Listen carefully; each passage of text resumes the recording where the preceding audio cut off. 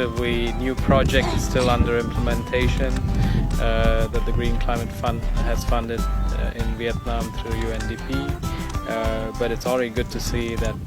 quite a bit of the area has already been planted with these mangrove trees, and we hope that once they're fully grown, they'll be able to protect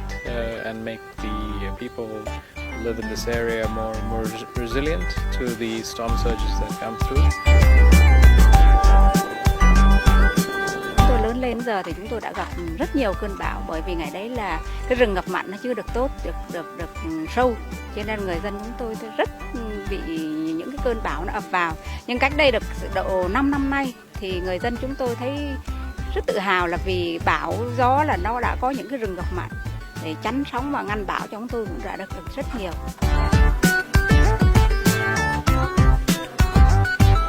Bữa mà có cái nhà mới đây thì mưa ở kia thì là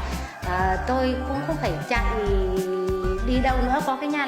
nhà mới đây rồi là mẹ con cứ đóng cửa ngủ im ắng không lo nghĩ gì nữa, còn cái ở dưới đấy nó ngập sao nó ngập. Chúng tôi rất vui, đó là những cái hộ dân của chúng tôi trước đây mà mơ ước là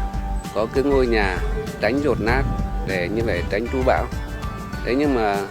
gia đình là không đủ điều kiện, có thể chỉ lo được 50% nguồn vốn. Nhưng mà khi tiếp cận dự án vào ấy, thì cái việc đó là gia đình người ta đã thực hiện, và người ta cũng tâm sự rằng là đó là cái giấc mơ của người ta đã được đổi đời.